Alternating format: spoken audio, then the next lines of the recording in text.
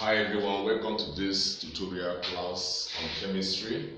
Today we're going to look at solutions and solubility. You're still on Best Science Brain YouTube channel.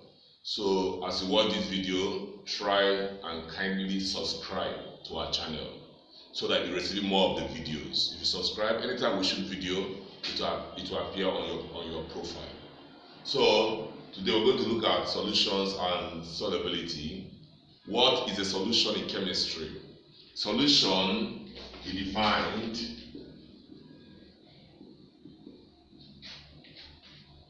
as a homogeneous,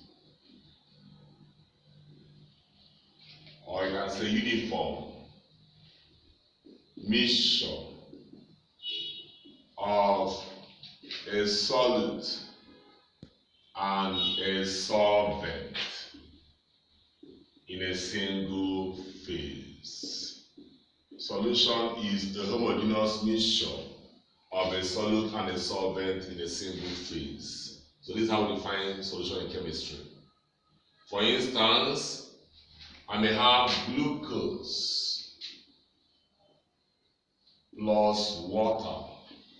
We know that glucose is a substance that is totally soluble in water, giving us glucose solution. Now this glucose is called a solute. That means the solute is a substance which dissolves in a liquid called solvent. So water here is called a solvent. Solute is the substance which dissolves in the solvent, while the solvent is a liquid in which the solute dissolves. Solute can be solid, like glucose is a solid. Solute can also be a gas. For example, carbon 4 oxide plus water will give us carbonated water. So in this case, carbon 4 oxide is the solute, while water is the solvent. Okay? Then solute can also be a liquid. For instance, we have ethanol plus water, giving us ethanol solution. So as you can see, solutes are substances that dissolve in the solvent. And solute can be in a state of matter. Glucose is a solid, carbon 4 oxide is a gas, ethanol is a liquid. While solvent is usually liquid. Like water is the solvent used in this case. But water is not the only solvent. We also have some other solvents used in chemistry. But water is described as a universal solvent. Why is water called a universal solvent? Is it because it dissolves all substances? No. Water doesn't dissolve all substances. But we say that water is a universal solvent because it dissolves more substances than any other solvent. It dissolves more solutes than any other solvent. Okay? Now, what I'm holding, we're trying to demonstrate the formation of a solution. This is test tube containing distilled water, and on my right hand is a spatula of glucose. So let's pour the glucose into the water. You can see that it's dissolving gradually. So if you want to facilitate the dissolution, I'll put a spatula or a glass rod, or I can instead shake the mixture. So after shaking the mixture, you see that it is clear. There's nothing inside of it. So that means glucose is soluble in water. So by so doing, we have formed a solution. The glucose added into the water is the solute, while water is the solvent. Okay?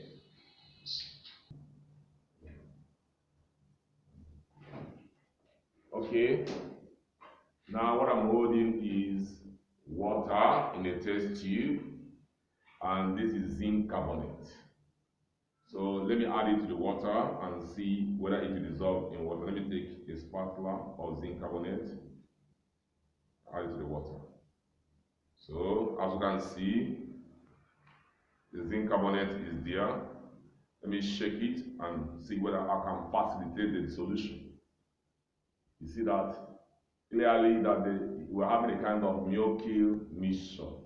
That shows that the zinc carbonate is insoluble in water. We cannot call this a solution again because the substance didn't dissolve in water.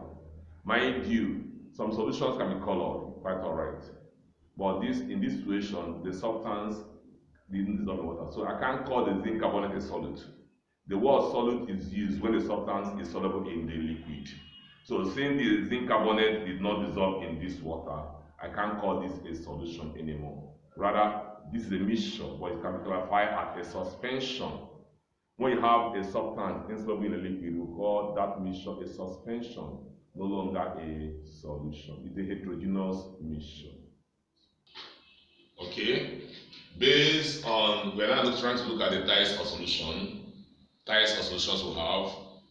Based on the amount of solute or substance dissolved in the solution or dissolved in the solvent, we can classify solutions into about 5 major classes or categories. We have what we call dilute solution.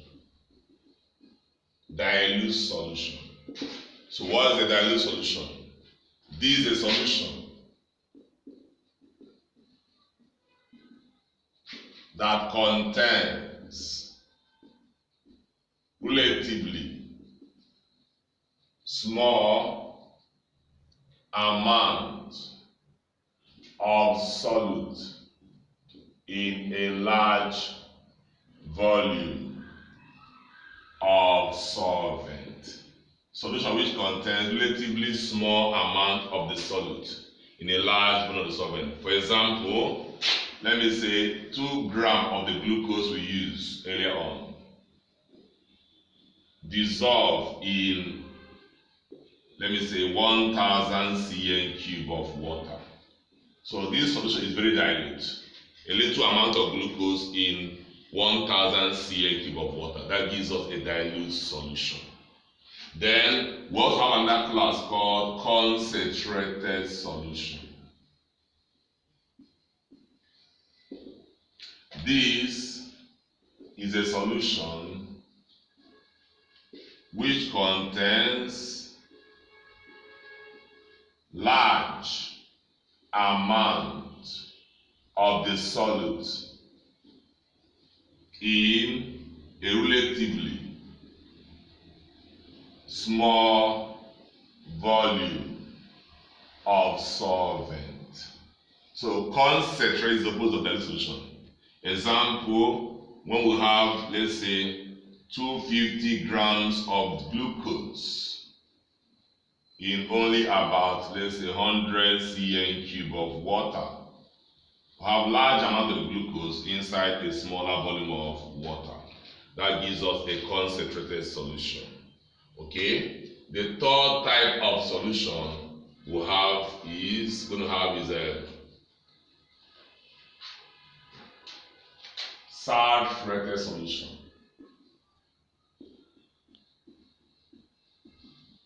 Number 3. Or let's start unsaturated first, please. Unsaturated solution. This is a solution which contains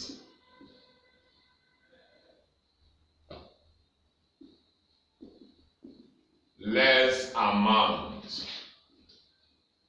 of solute than it can dissolve at a given temperature. A solution which contains less amount of solute than it can dissolve at a given temperature.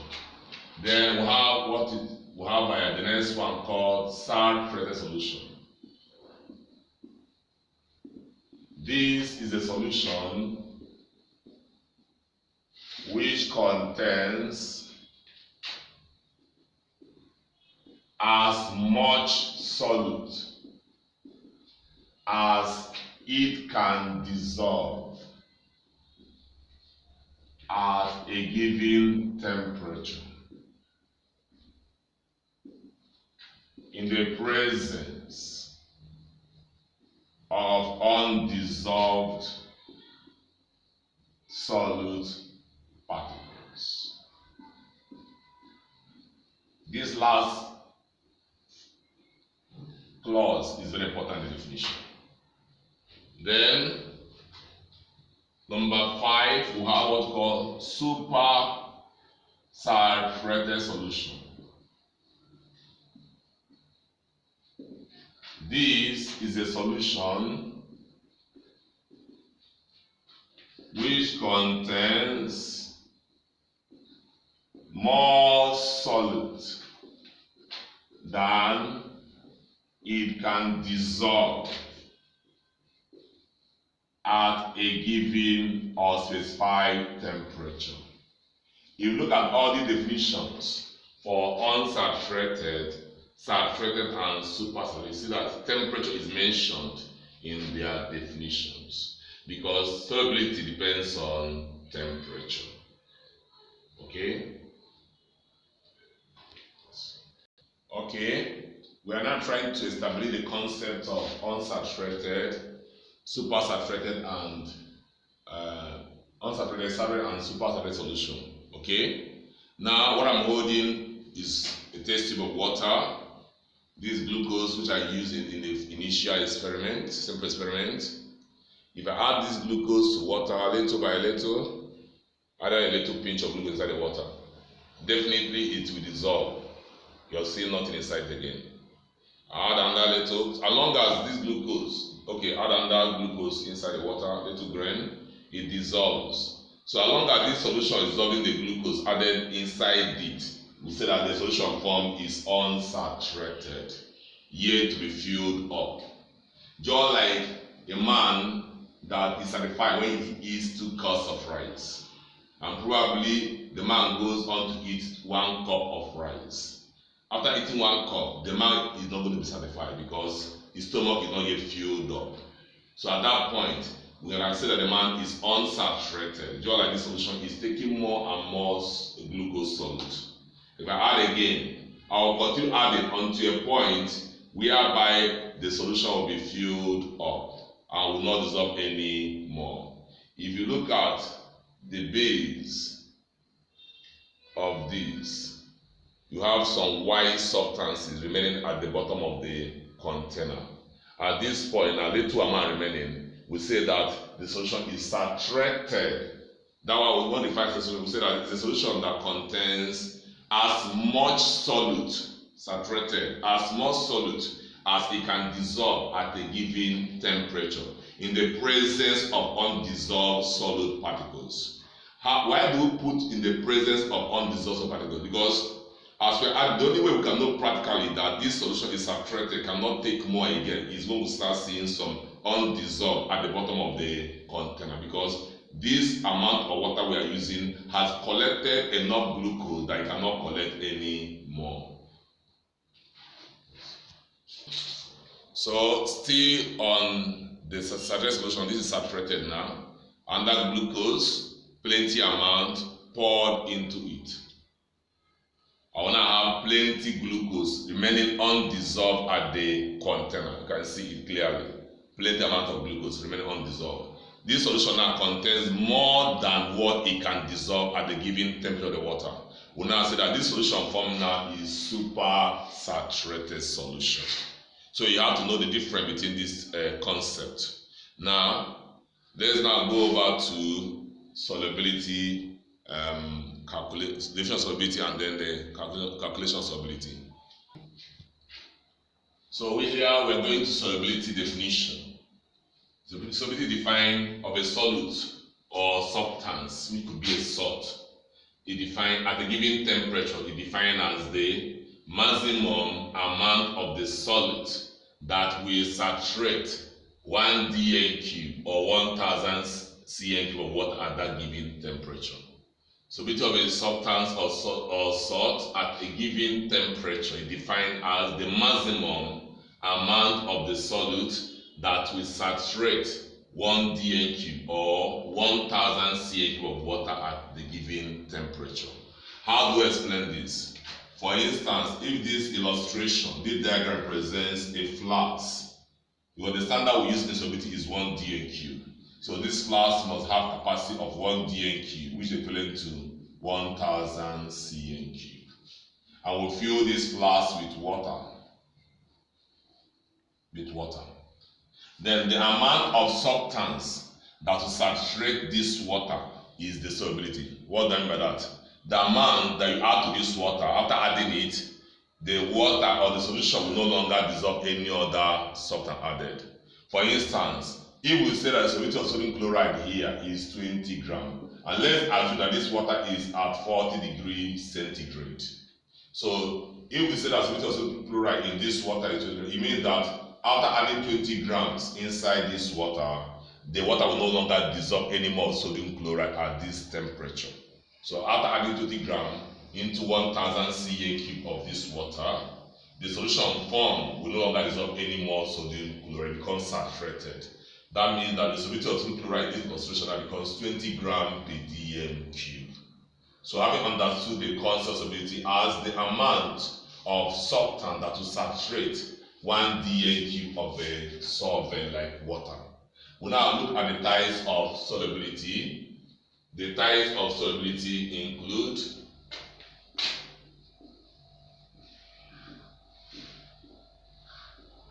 number 1, solubility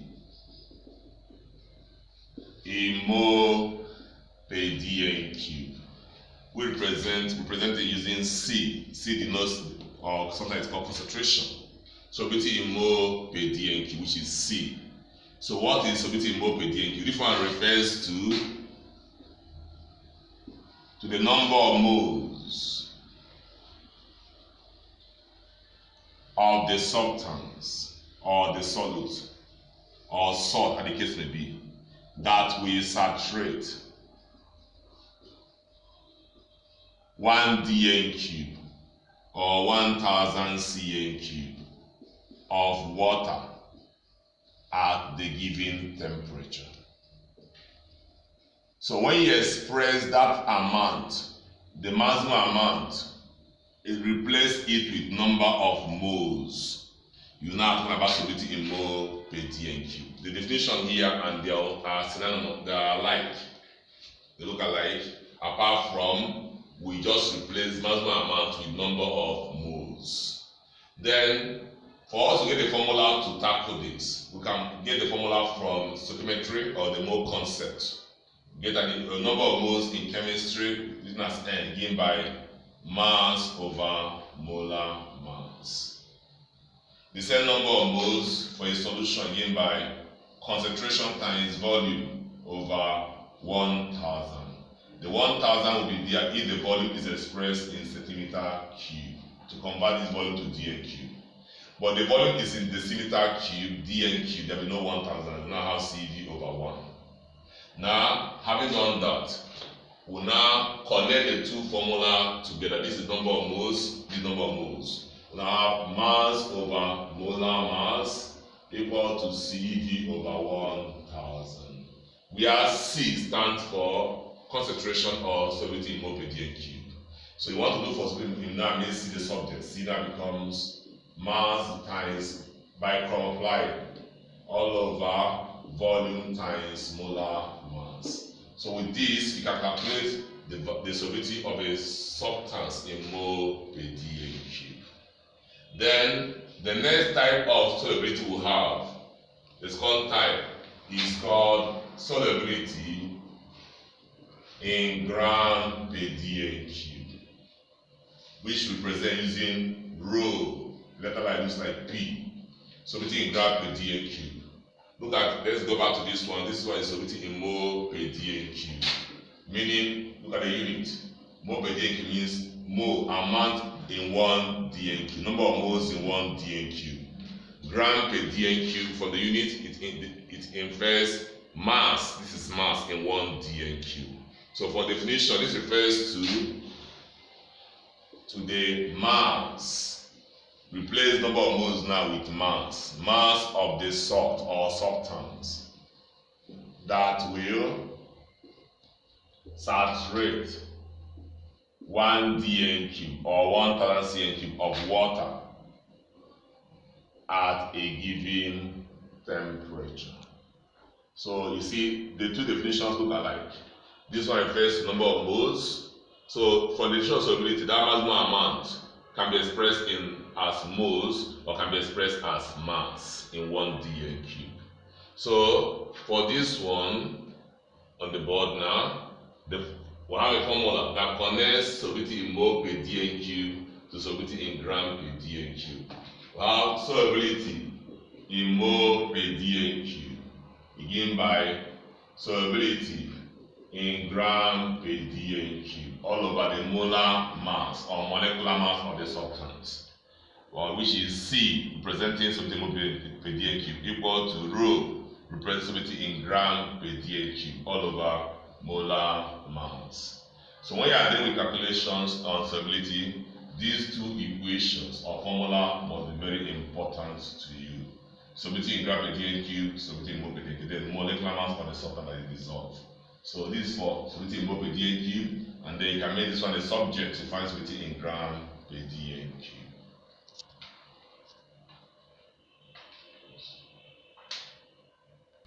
Okay, now we're looking at solubility calculations. Before we take questions to illustrate how to do calculation of solubility, there are certain things we have to know under solubility. One, in calculations involving solubility, except that of graph, in calculations we don't make use of temperature. Although the temperature of the solution given to you in the equation, we don't use the temperature in calculation. Number two, water is a common solvent, universal solvent used. We should know that the density of water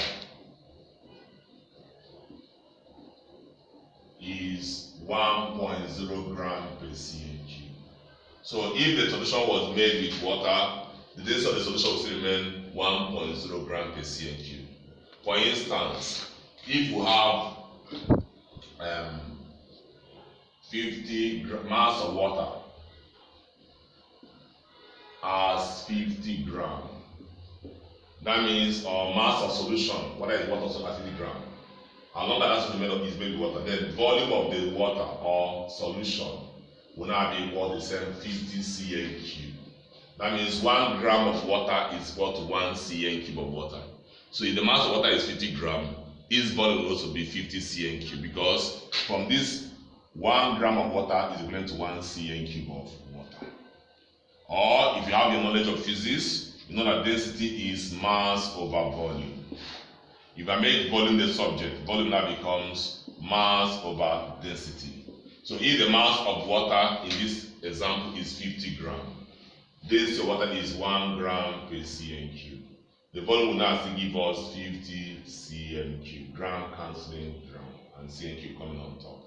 The cm cube will give you cm cube. So that assumption will normally make mass of water and volume of water is equal. They are equal.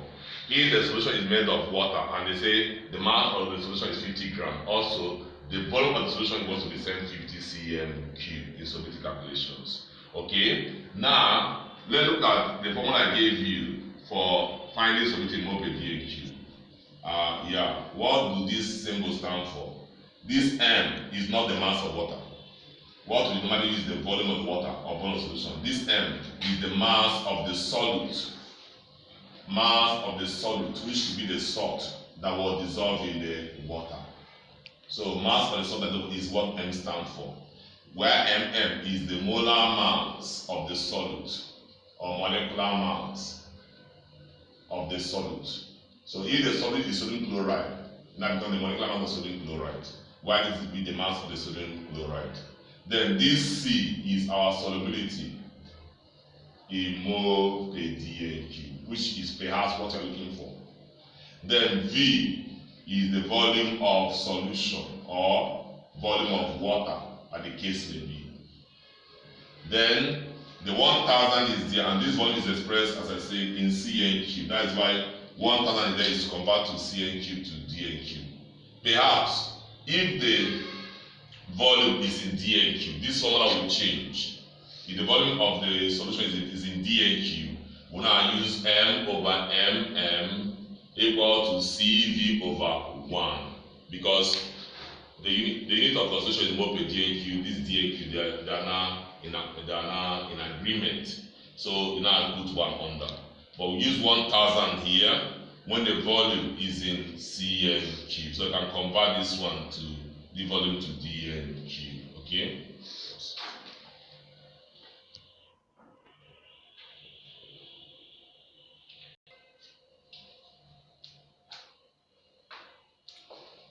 Okay, we have a question on the board to illustrate calculation solubility. I have a question on the board. 3.06 gram of a sample of potassium triazochloride 5 were required to make a saturated solution with 10 cn cube of water at 25 degrees Celsius. Calculate the solubility of the salt in mole per dn cube at 25 degrees Celsius. So we are looking for C with the solubility in mole per dn cube or concentration. Then the mass of the salt, which is M, is 3.06 gram. The volume of the water used is 10 cn cube. Then we don't need the temperature for calculation as I explained before. We now find the molecular mass of the salt or the molar mass of the salt. The salt is potassium triazochloride. We calculate the molecular mass using the atomic masses given to us in bracket. 39 for potassium, 35.5 for chlorine, and then 16 multiplied by 3 because of 3 atoms for oxygen. When we sum up everything, we're going to have 122.5 relative molecular mass. Then, having obtained this, we can now go to the formula I gave you earlier on. Mass over molecular mass equal to CV over 1000. So I have to put 1000 here because the volume is expressed in cn cube. So making C the subject, C becomes mass times 1000 all over volume times molecular mass.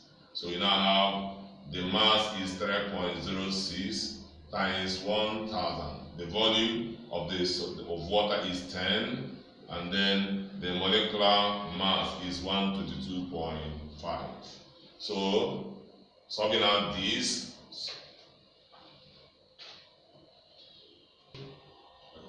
solving this out, we now have 2.50 mole per dn cube to 3 significant figures. So this is the solubility of the salt, in mole per dn cube. So you can look at the calculation, it's well solved. Listen out the points we have, find the molecular mass, and then apply the formula, making C the subject. When I get the value of solubility of substance in mole per dn cube. Mind you, temperature is not used in the calculation.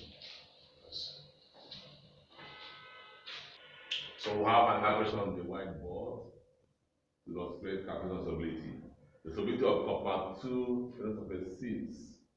at 20 degrees centigrade is 0.290 mole per dn cube. A student dissolved 2 grams of the salt in 50 grams of water at 20 degrees Celsius. Determine whether the solution prepared by the student is saturated or not at the given temperature.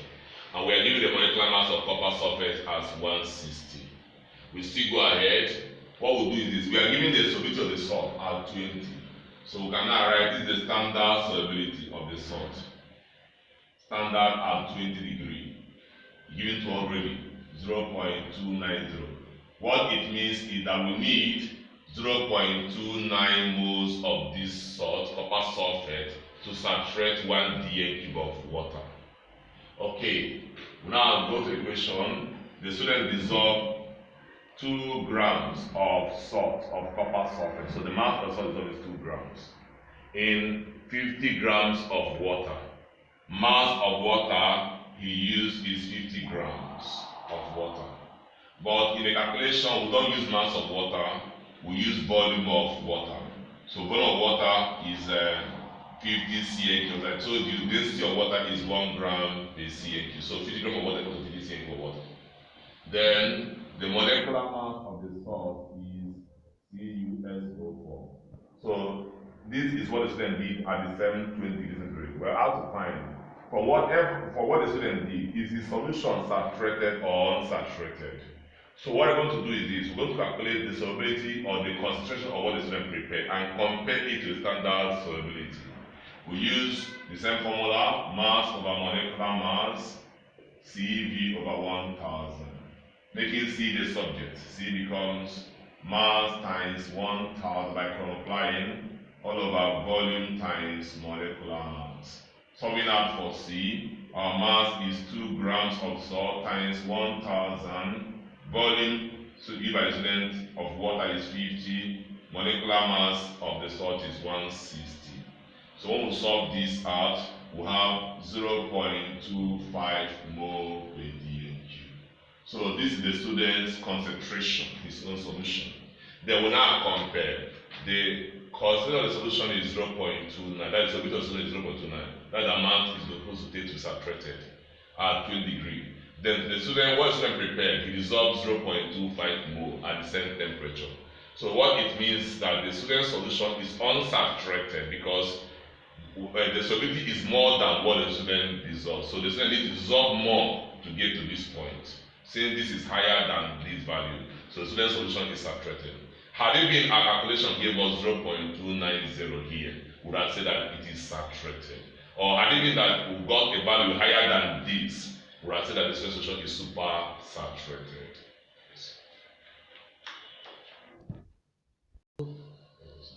So let's look at this question on the board. And another example, solubility of sodium nitrate at 373 Kelvin is 0.40 mole per dm³. So we are given the solubility at 373 Kelvin as 0.40 mole per dm³. The student prepared a sterile solution by dissolving 2.10 grams. So the mass the student dissolved is 2.10 grams inside a volume of 60 cm³ at the same temperature. So the solution prepared the student, we are told, is already saturated. Then we are asked what mass of the salt remain undissolved. Remember, we said that when a solution becomes saturated, the only way we can know it's saturated is when we have some undissolved particles. So what we're going to do is this: we're going to find the mass of the salt that corresponds to this solubility in this volume of water. The mass of sodium nitrate that corresponds to solubility in 60 cm³ water. Since the student used 60 cm³ water inspiration, we now use the formula m over m equal to cv over 1000. This time around we make mass the subject. Mass becomes cv times molecular mass all over 1000. So now our C being the solubility is 0.40. Our volume is of water is 60. The molar mass of the compound is 85 over 1000. So solving this out, the mass of the salt the student dissolved is the mass that corresponds to this volume, to this concentration is 2.04 in 60 cm³. So the solubility gives us 2.04 gram in 60 cm³. But what the student dissolved is 2.10. That means the student dissolved slightly more than the actual solubility in 60 cm³. So we have to find the mass of undissolved salt. So mass of undissolved salt, how do we get it? Undissolved salt will now become the mass dissolved by the student minus the mass that quantified to the solubility minus 2.04. When we subtract this, we have 0.60 gram. So this will be the mass of the salt that remain undissolved at the end of the experiment. So we have another question on the board that says 15 grams of lead 2-triose 5 was dissolved in 250 cubic centimeter of water at 45 degrees Celsius. What is the solubility of the salt in gram per dm³? In gram per dm³ at 45 degrees Celsius. So this time around we're looking for rho, solubility in gram per dm³. If you apply, remember the formula that connects rho equal to P over molecular mass. C equal to rho over molecular mass. Where this is what we're looking for. That means rho becomes C times molar mass. To apply this formula is a waste of time because we don't know the solubility in mole per dn cube. Had it been that we knew the solubility in mole per dn cube, we'll now multiply with the molar mass of the compound. And also, you have to look at this. You see that the atomic mass of the elements lead, oxygen and nitrogen were not given to us in bracket. So we don't have to start wasting our time using this formula. But we can still solve it. It's a very simple thing. How do we solve it? We have to understand the meaning of this. This means solubility in gram per dn cube, meaning the mass of the substance in 1 dn cube. Go to the equation and take a clue. We have 15 grams of the substance dissolved in 250 cl water. You just make a statement and say 250 cl cube of water equivalent to or contains 50 grams of salt. What are we looking for? We're looking for the mass that will be in 1 dn cube. That represents 70 grams per cube. The mass in 1 dn cube. And 1 dn cube is 1000 cl cube. We now say therefore 1000 cl cube of water which represents 1 dn cube. It will now be equal to, will contain 1000 cl cube times 15 gram all over 250 cl cube. So when we solve this, that is going to give us 40.0 gram per dn cube. That is 40 grams present in 1000 or 1 dn cube. So this is our solubility in gram per dn cube. Very simple calculation. You don't have to start using formula to do this type. So we have a question on the board again, but this is a more difficult question. So we're going to solve it. We say the solubility of copper sulfate is 90 grams in 1 dn cube of water at 100 degrees centigrade. So at 100 degrees centigrade, we have 90 grams of copper sulfate. Then, and it's 30 grams at 40 degrees centigrade.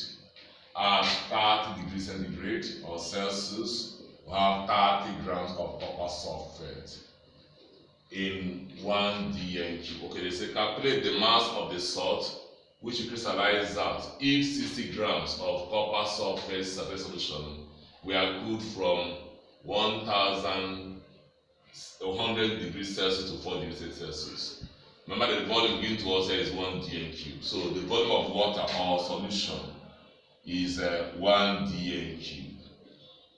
And 1 dn cube is equivalent to 1000 cl cube.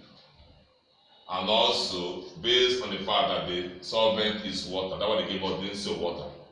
So that means the density of water is 1 gram per cl cube. That means 1000 cl cube water is also the same thing as 1000 grams.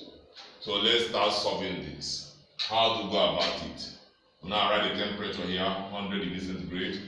Here we write solute, write solvent, we write solution. So solute plus solvent to give us solution.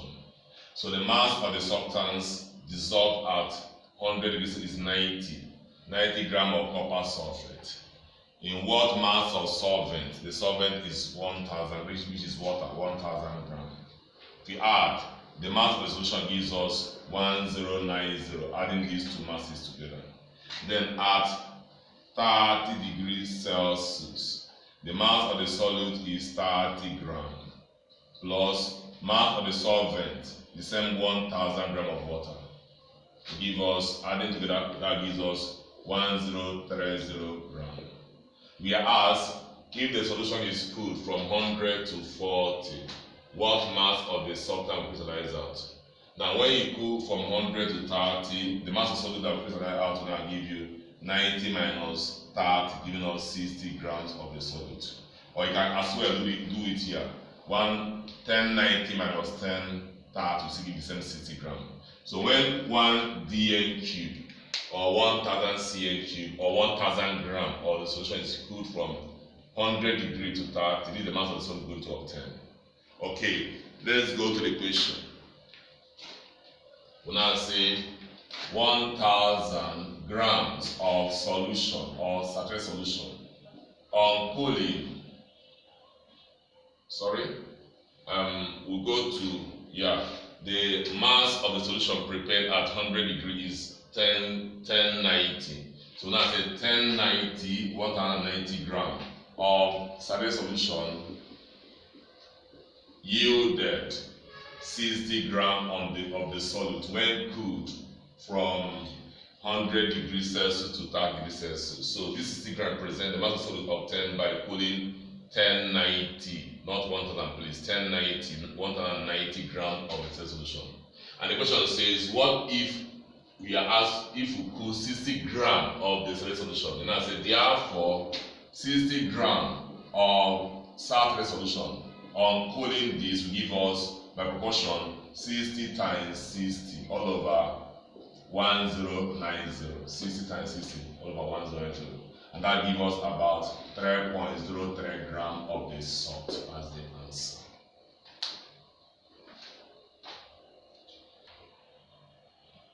So not 3.03, so that's an error, 3.30 gram of the solution.